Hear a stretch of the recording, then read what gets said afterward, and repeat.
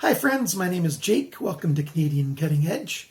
And today we're going to be taking a look at this knife. This is my first video review of a KOMORAN branded knife. This is the KO014 and it's a frame lock knife, titanium handle scales, 9C or 18 MOV stainless steel blade, and that's the basics of it. I'll definitely get into all the details when we get to the tabletop. But first, let me say, I know a number of you have been wondering what's been going on with me because I've mentioned in the past that I'm not doing very well. And yes, I'm still not doing very well. I got a disease in November that I'm fighting, and yeah, it's a gut-related thing. And,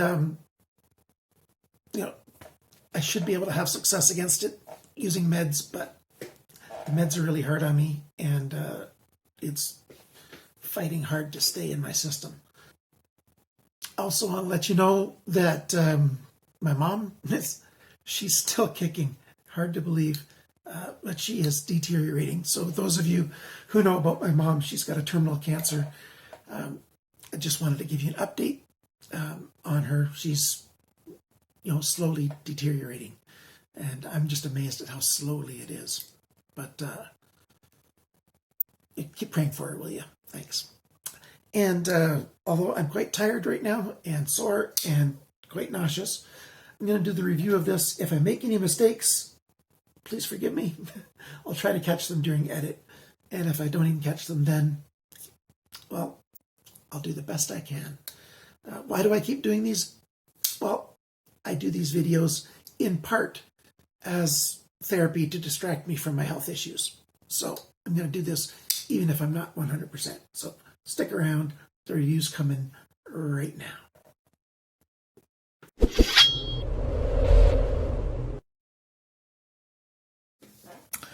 All right, flip her open.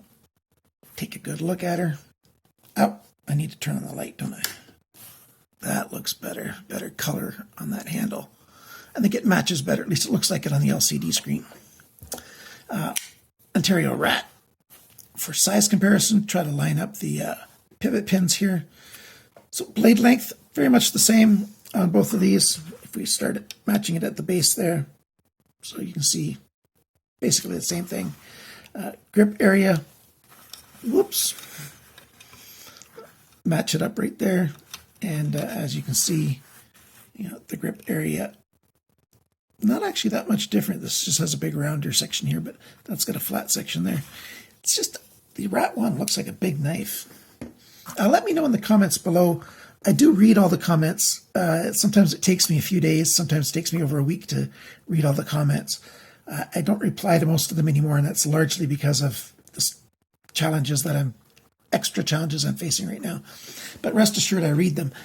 Okay, this knife, titanium handle scales, and they're actually made to quite high tolerances. It's actually milled with very narrow lines all the way across it. The pocket clip is smooth, and that's probably steel. Actually, I didn't check with a magnet, but I would suspect it is. I'll check with a magnet before I'm done here. We've got round body screws that are inset, so that's good. We've got a pivot pin with only a screw head on one side. That's a T8. But it's a free spinning pivot. But the handle looks kind of nice. The pocket clip is right side only, but it's a deep pocket clip, and there's plenty of room this way to have it go into a pocket all the way to the bottom. And then the only thing that sticks out is a little bit of this sort of a pressure point, maybe even not really a glass breaker thing because it's kind of smooth. But lanyard hole as well, kind of sticking out. That's kind of nice. There's no skeletonizing on the inside edges, so it's a knife that's easy to clean out if you need to. Just stick a cotton swab in there. 3 big jimps back here. There's a recessed area cut in here for your thumb to sit in here, and it just gives it better grip. Or, reaching a little further, you've got that jimping here. It's not an aggressive jimping. Hopefully the close-up will show that it's a little bit rounded and very comfortable. And then the edges are broken on the blade here, and we've got the distal taper really starting to take over about over halfway down the blade, and it comes down to a tip. Fairly thick still just before the tip there. So it's a reasonably strong steel. This is 9CR18 MOV, which is not the same as 440C. I keep hearing it on videos, and I don't even watch very many videos. But 9CR18 MOV is not like 440C, it's like 440B. 99CR18 MOV is like 440C. And it certainly makes a difference from 9 to 99. You know, you wrote a test and the marks came back and you got 9%. I think you'd feel a whole lot different if you got 99%. It's a different number. It means something different. You can do the research yourself. But the information is available in a lot of places. So this is an app on your phones that you can get. And the icon for the app looks like right there in the corner. And that's just one place to find information. You can search it out in a lot of places. Okay, now let's talk about the shape of things and how they feel in the hand and how well they function. Starting with the blade, we've got a very slight drop point here. It's not a straight edge here. It's got a very slight curve down. Full flat grind here. That means the steel doesn't stop getting thicker, or if you're on this way, it starts getting thinner right away and goes all the way to the edge. Quite pointy, so for puncturing things, it's efficient that way. The deep high flat grind and the thickness behind the grind make it a decent slicer. It's actually quite a good slicer. Like on some of these knives, just for styling, you know, they've got it on an angle here so the ricasso comes up. That's where they've got written their model number. It's KO014, and then their logo.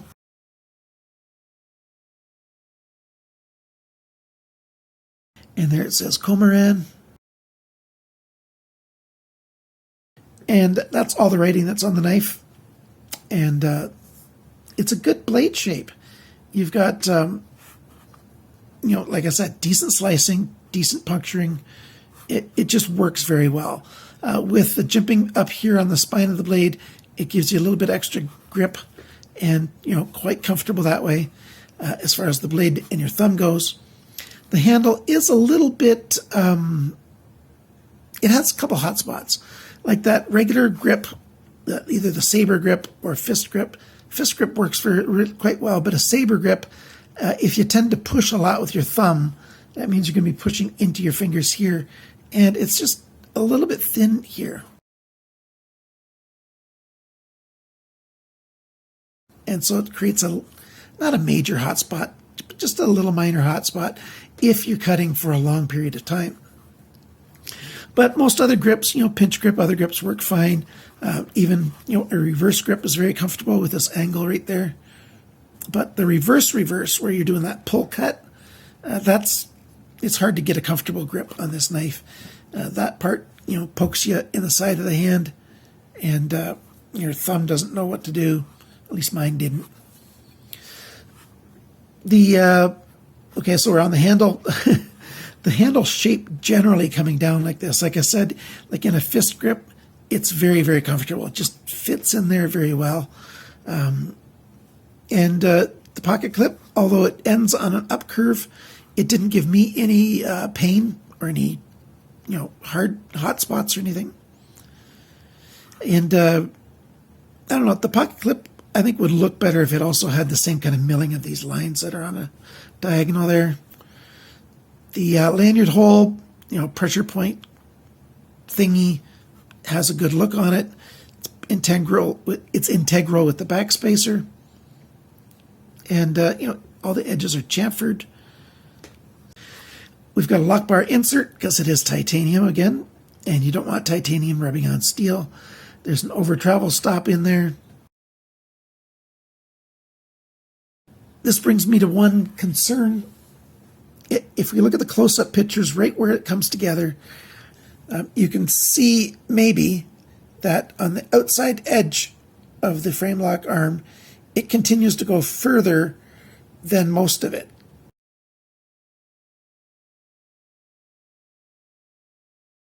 And because of that, when this starts to deteriorate over time and steel wears off over time, it'll start going further and further that way, and then it's going to catch and not be able to go further, and then we're going to get blade play. The solution is super, super simple. You just take the knife apart and just file that away. Easy squeezy. Another thing about the handle, since we've got that flipper tab coming out so far, and they left a little bit of steel there that you can grab, a little bit like a forward choil. One other thing that I didn't say about the blade, which I should have, there's very, very tiny sharpener's choil there.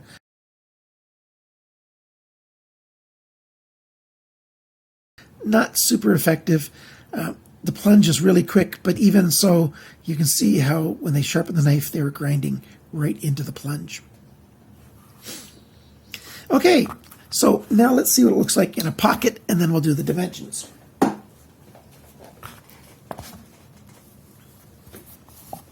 Like I said, it goes right to the bottom each time. It doesn't catch on those screws at all. It just goes all the way in no matter how you push on it. And it leaves very little exposed, and sort of that brownish titanium anodized look sort of blends in. Before we do the dimensions, let's take this thing apart. Okay, I've got two little screwdrivers here from Weha, a T8 and a T6.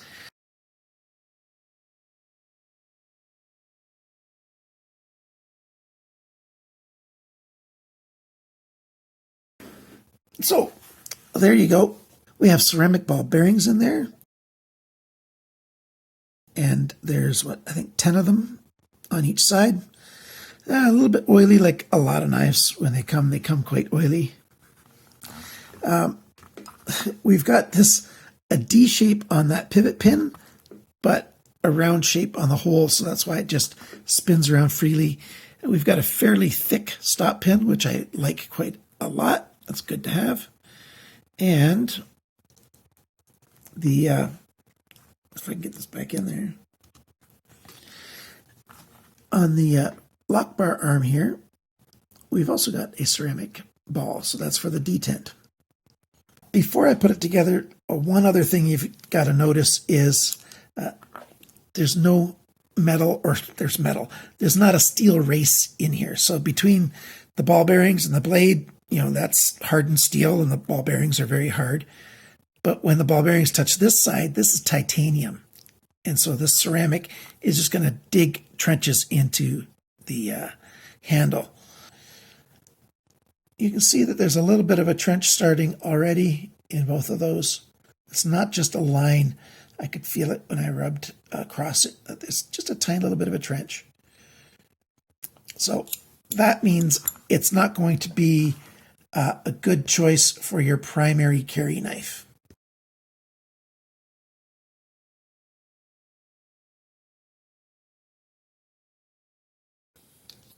Okay, it's all snugged up again and working quite well. It's actually quite smooth for what it is.